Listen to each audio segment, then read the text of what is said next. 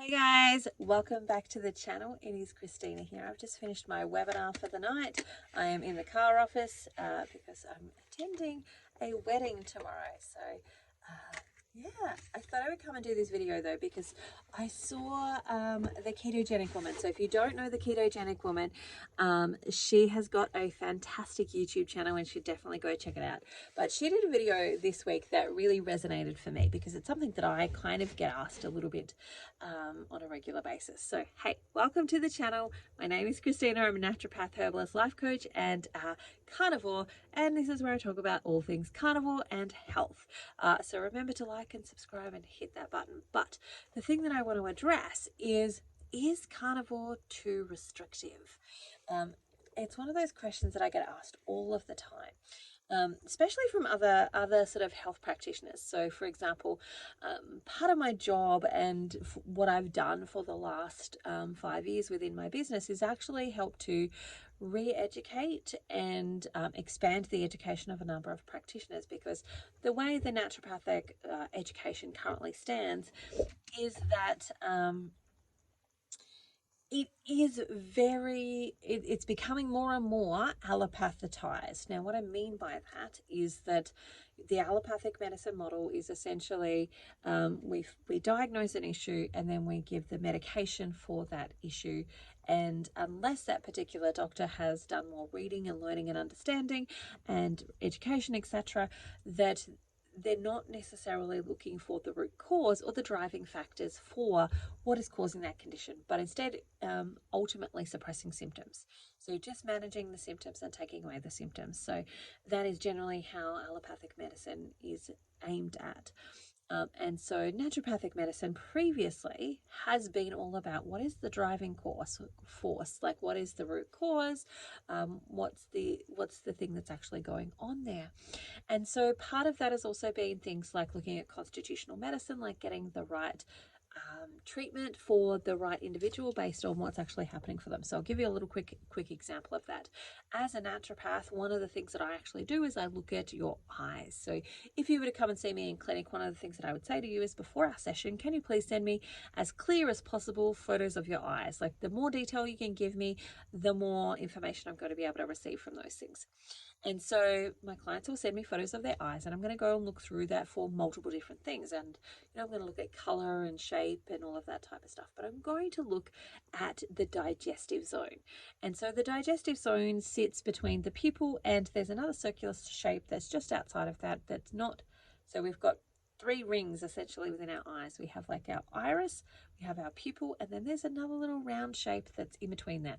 We call that the collarette. Now, the collarette, depending on how close to the pupil is or how expanded away from that, is going to give me information about how you digest. Now, mine is really close to the pupil. So what that means is I've got what's known as a restrictive collarette, which means I have a small digestive zone, in the sense of I could put a lot of food in there, but my digestive system is not going to be able to take a lot of nutrients from that because I have a small digestive zone. Now, somebody else may have an expanded digestive zone, which means that they do really well at OMAD, for example. So they can do the 1 meal a day sort of eating, and they do really well because they have the ability to absorb a lot of nutrients in that big one heavy meal. Whereas as somebody with a restricted collarette, I really don't benefit super much or super well. I love my language, right? I really don't benefit super well from OMAD. I'm more a 2 meals a day girl. So I'll have like breakfast, and then I might have like something that's in the afternoon. Somewhere around 3, 4, 5. That's usually what works best for me, because I need to spread those nutrients a little bit out so that I can get more of them from my actual food. Now, that's the naturopathic model. The naturopathic model is to look at the individual, how does their body work, and how do we help them get the best out of their body based on things like their constitutional type and how that actually works. And so for me as a naturopath, one of the things that I have done is take some of those new practitioners and take them back through some of that naturopathic medicine. So, for example, in the colleges as they currently are, majority of them are not teaching iridology anymore or iridology anymore. And they're not teaching some of these other skills of like listening and looking at the root cause, like what's driving candida, for example. So again, candida is a yeast overgrowth that can happen, and you'll notice that like if you poke out your tongue and you've got a really white tongue, or it's a bit furry and white, then that's likely that you've got a candida overgrowth. Now, what you might receive if you go to some practitioners is the anti-candida diet, where they essentially teach you how to eat so that you don't feed them. So you take away a lot of sugar and all of that type of stuff, and you starve them out. But it doesn't teach you, why is the candida there in the first place? What's going on? Because our immune system has a really beautiful function. It has the ability to get rid of these things. It's got a defense mechanism, and it can defend itself against invaders like candida and parasites and those types of things. So if they're coming in, the question is why? Why has the immune system not defended against them? Are they serving a purpose? And the actual answer is that yes, predominantly they are serving a purpose. So candida, for example, is particularly good at actually eating things like heavy metals. So they will eat some of those heavy metals, which will then reduce the amount of heavy metal toxicity that you're being exposed to at any one time. And so the body chooses the lesser of the two evils because it doesn't love the candida. The candida doesn't serve it, but it serves, the damage that the candida is doing is less than the damage to things like mercury and lead and cadmium and so on. And so it actually allows the candida to stay there. And so when a naturopath comes in and goes, oh, we need to get rid of the candida, you can starve off that candida, but you haven't solved why they're there in the first place. So the moment that person stops, they then go back to what they were doing in the first place, which, you know, was probably eating a little bit more sugar and so on. And their body then, goes back into inviting candida to come into play again because it hasn't resolved why you had the candida in the first place. And that's the important element, is that we want to resolve those things so that we fix them. Now, when it comes to looking at the whether carnivore is restrictive, my answer to that question is, for me personally, I do not find it restrictive. Like, yes, there's some challenges. There are challenges with no matter what eating plan you go on. As a vegan, you're going to have some challenges because veganism is not everywhere. Not every restaurant is providing you with a vegan option. There's not necessarily a vegan restaurant on every corner street. They're becoming more and more prevalent, and it might become easier to be able to access that type of food. But there's going to be some challenges no matter what you actually choose. The standard Australian diet or the standard American diet, yeah, you might be able to access that everywhere, but you're also going to access the standard American diseases that come from consuming those diets as well. And so for me as a carnivore, I actually find that I have far more food freedom than I have ever had in my life, because we want to look at it as a holistic problem. So not just, you should eat this diet, and I've had people tell me that I should be eating the Mediterranean diet or some other diet or blah, blah, blah. Like, everybody's got a choice. Everybody's got an opinion on what I should be eating. But they really negate that, well, they really show me that they have limited knowledge when it comes to things like carb addictions, food addictions, the psychology of food and how that all actually works, as well as some of these other little fundamental issues of constitution, etc. Now, when they come at it from the perspective of, you just eat healthy food. But I want to know, right? So I was talking about this with my husband, Ben, because one of my fellow practitioners said, "Oh, I can fix all these things with the Mediterranean diet." Fabulous. So why do we still have these conditions? Why do we still have all of these conditions? Why do we have people with diabetes? Why do we have people with high blood pressure? Why do we have people with heart attacks and all of this type of stuff? If it can all be fixed with Mediterranean diet, why is not everybody eating that? Now, there might be some couple of reasons, one of which could be they don't know. They don't know that they should be eating it, they could be eating, or how to do it, right? That could be one of them. But my thought process is that because it's not just the food, it is the psychology of the food. It is doing the mental work that goes with it. And, from my perspective as a 9 month on carnivore now, I am not somebody who is a moderator. I have not got the skills in moderation. I can be hard and fast, like, getting through the sardine challenge that I did. Hard and fast, I can do that. But on a long term, the moderation is very challenging for me to do. And the mental space that is taken up when let's say I go, you know what, I'm just going to have a little bit of blueberries. Like, what's wrong with blueberries? Blueberries have got antioxidants in them and blah, blah, blah. P.S. So does meat. Meat has antioxidants in it too. But those blueberries are like a gateway drug for me. I'll just have a little bit of those blueberries and then I'll just have a little bit more. And then they will make me start to crave other foods that are going to start to take me off that pathway. Oh, well, look, I had some blueberries. I might as well just have a little bit of chocolate. And, oh, I had that. I might as well have blah, blah, blah. Whatever else is around. And ultimately, it becomes a gateway drug where it leads me back into eating the sugar that is poisoning my body, like literally poisoning my body. Sugar is literally actually killing me. And if I keep doing it, I will end up in an early grave, or I'll end up with limbs cut off and being on medication, all of which are things that I don't want to do. And so for me, is carnivore too restrictive? The answer is hell no. I don't have to think about what I'm eating. I don't have to think about what I'm eating all day. I don't have to have the challenges. Like one of the people that I'm working with is aiming to go to the theme parks. I'm currently in Queensland, and this is where we have a lot of theme parks. And I remember back when my kids were little and we lived in Queensland, and we actually lived really close to the Gold Coast where those theme parks are. And my parents actually bought me a gift certificate. So our whole family had a year's pass worth of going to this particular theme park. And this one day, I didn't usually do the rides, but this particular day I did the rides. I got on the teacups, and there was me and maybe somebody else that was on there. But whenever my side went down on a thing, you could hear the machine make a noise, and it was horrible. It was excruciatingly horrible to have that experience of like that. The lady at one point before we started came and asked me if my weight was more than ... a certain number. And I didn't think it was. I hadn't measured in a while, but I didn't think it was. But perhaps it actually was.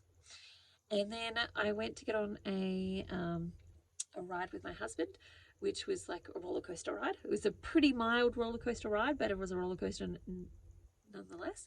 And I couldn't get on it because it couldn't close because I was too big for it to close.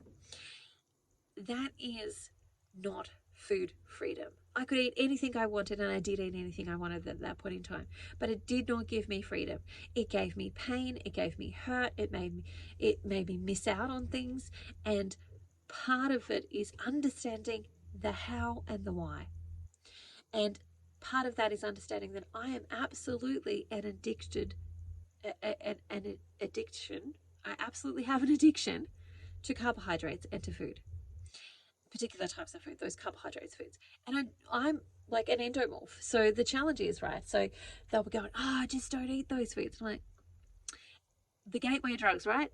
The raspberries are the gateway drugs, or the pumpkin is the gateway drugs. Like, they're the gateway drugs to leading to these other things. And as an endomorph, so endomorphs are essentially people who have endocrine, which is hormone imbalances that lead you to gaining weight really easily.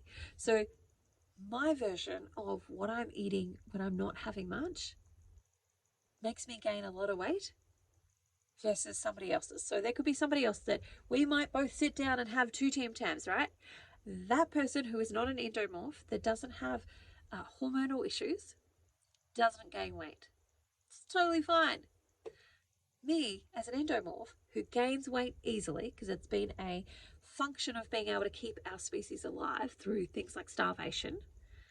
People who are endomorphs have survived famines and starvation because their body is able to quickly turn that food into fat stores for times of starvation. those two Tim Tams gained me a lot of weight. And people have this assumption that if you're fat, it's because you eat a lot of those foods.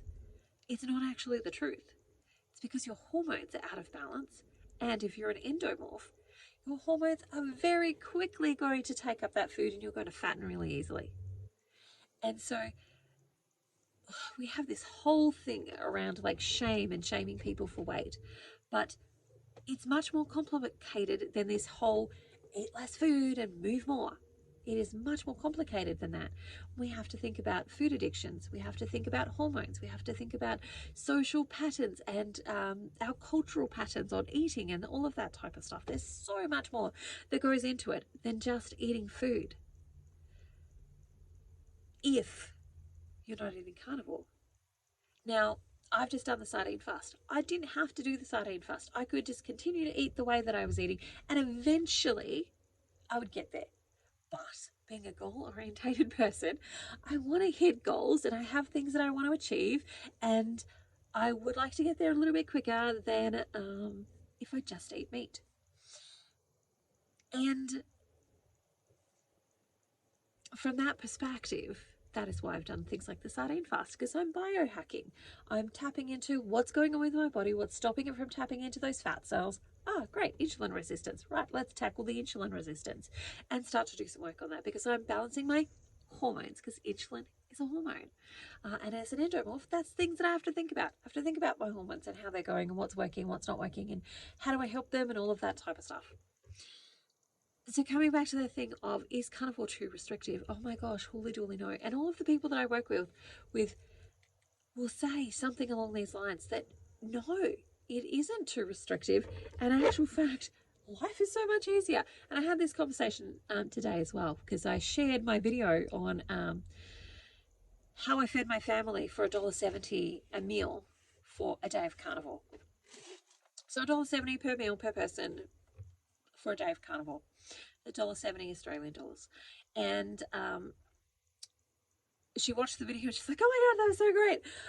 And I find that I have very little waste. And I'm like, yeah, I don't have much waste at all when it comes to carnivore, because the biggest amount of waste that we might have are things like egg cartons and meat packets. Like, that's pretty much it.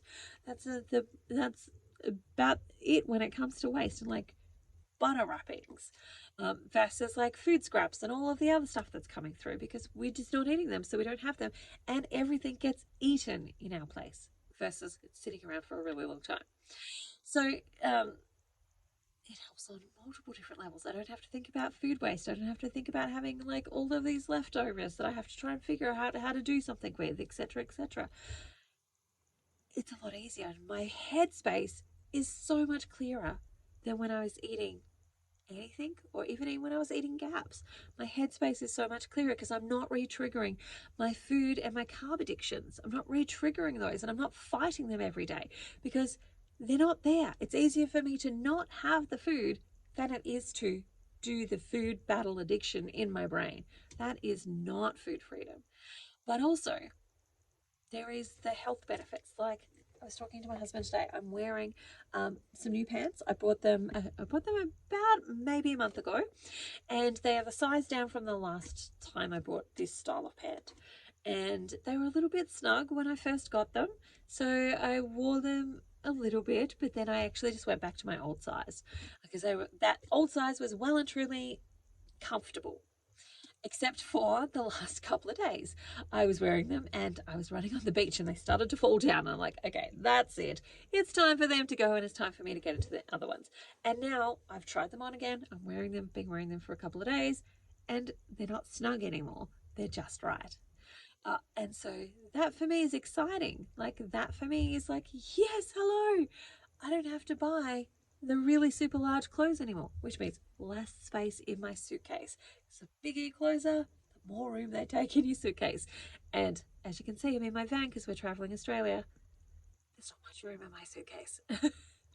So that, being able to run with my dog and not be injured, being able to play with my kids, and being able to like look at going to the theme parks and being able to get on rides with them, that is all freedom for me.